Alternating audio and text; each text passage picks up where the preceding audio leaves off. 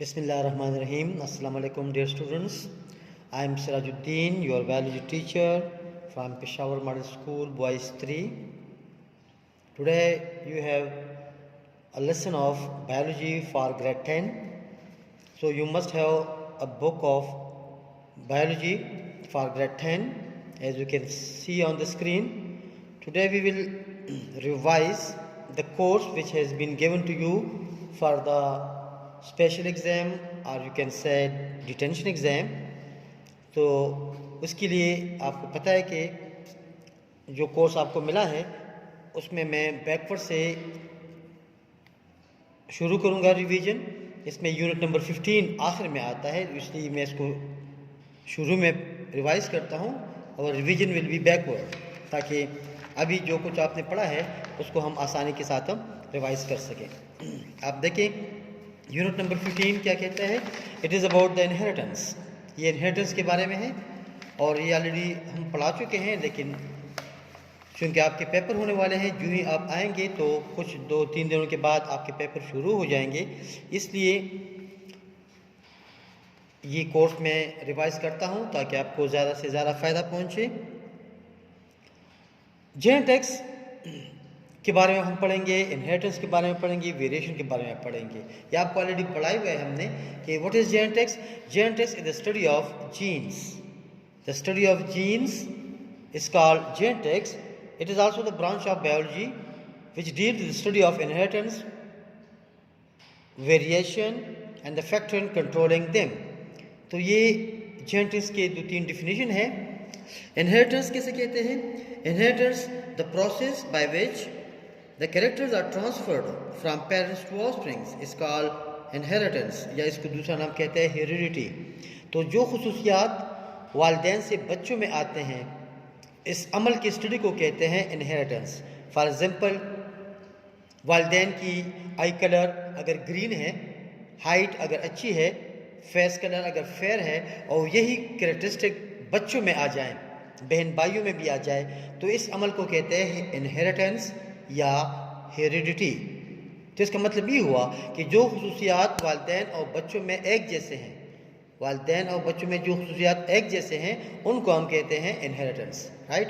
और जो डिफरेंट है, ऐसे खुसूसियात भी होते हैं जो वालिदैन में एक किस्म के होते हैं, बच्चों में दूसरे किस्म के होते हैं। जिस तरह के शेप है, nose shape, ear shape, lips, eye colour, height, तो इन डिफरेंसेस को कहते हैं वेरिएशन।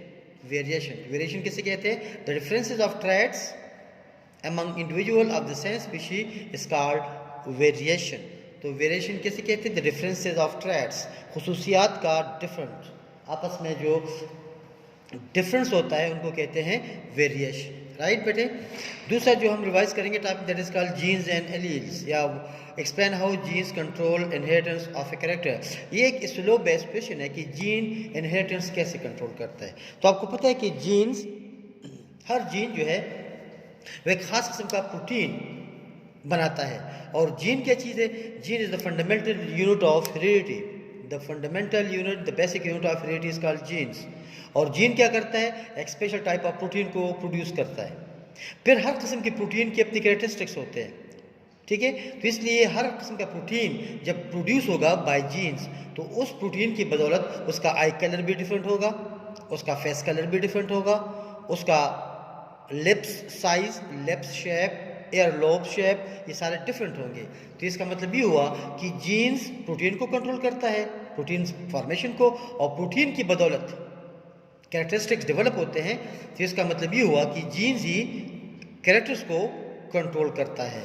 तो इसको अभी आप देखिए, genes are the fundamental unit of, the fundamental and basic unit of physical and functional unit of heredity. Genes control inheritance of the character. इसको देखिए जरा। Every cell in the body contains instruction for the making characteristics या characters. These instructions are present in the molecules of DNA in the form of codes called genes। तो अब देखिए जो instructions होते हैं वो genes पे होते हैं, जो कि DNA का हिस्सा है।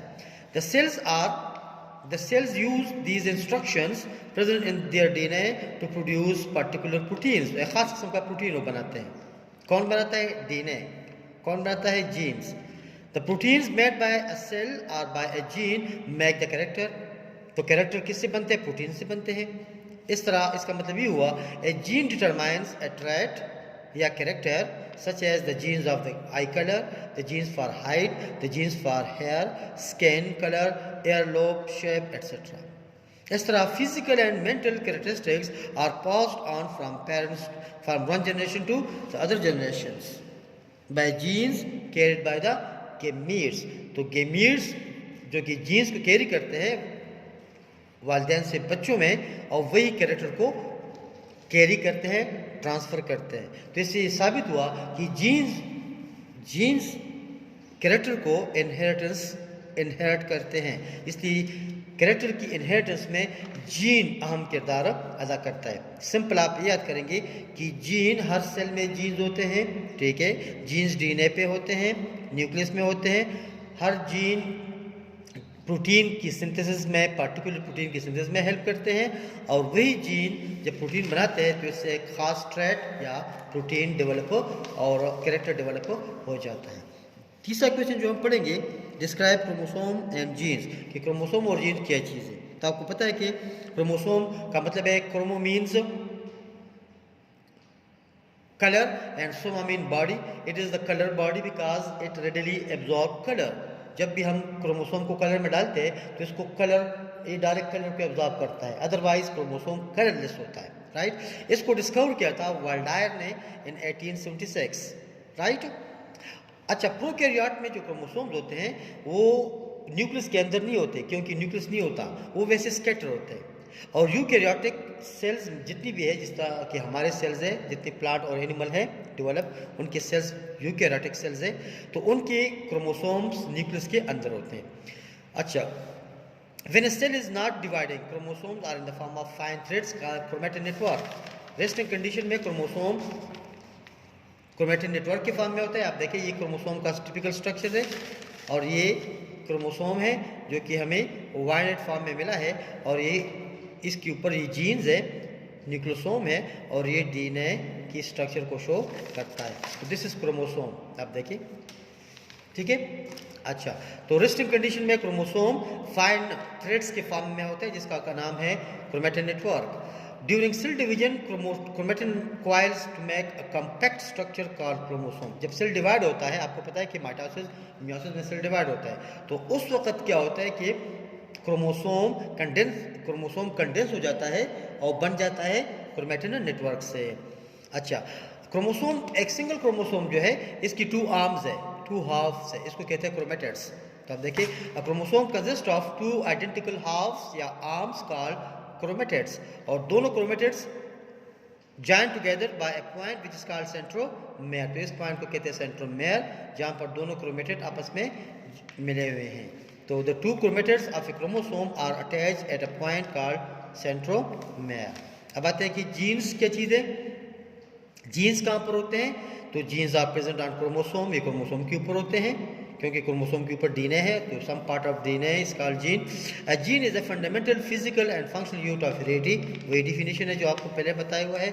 Genes are segments of DNA which has a code for protein synthesis, और जीन डीएनए का एक खास हिस्सा होता है जो कि प्रोटीन सिंथेसिस में हेल्प करता है। The location of a gene on chromosome is called locus, its plural is loci. अब देखिए, ये क्रोमोसोम है, इसमें एक खास जीन इधर मौजूद है, ये for it is a gene for the suppose for the eye colour, तो this location is called, this place of gene is called locus. ये है जीन फॉर द एयरलोब, तो इस हिस्से को, इस प्लेस को कहते हैं जी लोकस। तो दिस इज कॉल्ड लोकस की डिफिनेशन ये हो गई। अब आते हैं जी, describe the composition of chromatin material, कि जो क्रोमैटिन मटेरियल है क्रोमोसोम में किस किस चीज़ से बना है, ठीक है। या दूसरा सवाल आ सकता है कि how are DNA and protein pack together to form chromosome, ये भी एक्सरसाइज में है। तीसरा क्वेश्चन आ सकता है, relate the structure of chromosome with DNA and gene, draw a concept chart diagram to explain your answer. तो इसमें हम क्या एक्सप्लेन करेंगे? इसमें हम एक्सप्लेन करेंगे क्रोमैटिन मटेरियल को।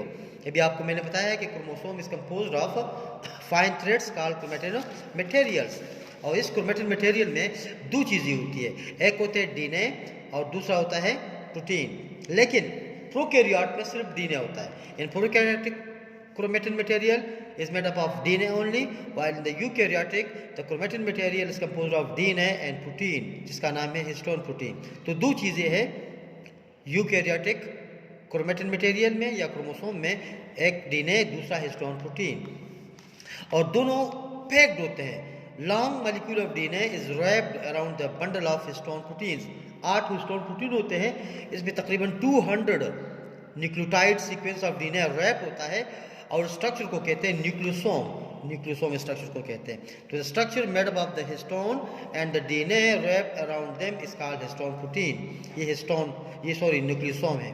The structure made up of the histone and the DNA wrap around them is called nucleosome. तो इसको न्यूक्लियोसोम कहते हैं। जिस तरह की स्ट्रक्चर आपको मैं दिखा रहा हूँ, it is nucleosome, it is nucleosome, ये न्यूक्लियोसोम है। तो इस न्यूक्लियोसोम में क्या है, दरमियान में सेंटर में हिस्टोन प्रोटीन्स होते हैं, तकरीबन 8 हिस्टोन प्रोटीन होते हैं। इसके इर्द गिर्द 200 न्यूक्लियोटाइड के सीक्वेंस होते हैं, और एक हिस्टोन प्रोटीन उसको ज्वाइन करते हैं, उसका नाम है H1 प्रोटीन। इस तरह इस स्ट्रक्चर को फिर हम कहते हैं न्यूक्लियोसोम। और न्यूक्लियोसोम किसके फॉर्म में होते हैं? Nucleosomes are arranged in the form of beads on the string. जिस तरह की स्ट्रिंग के ऊपर बीड्स होते हैं, तस्बीह के दाने, इस तरह न्यूक्लियोसोम डीएनए पे अटैच होता है।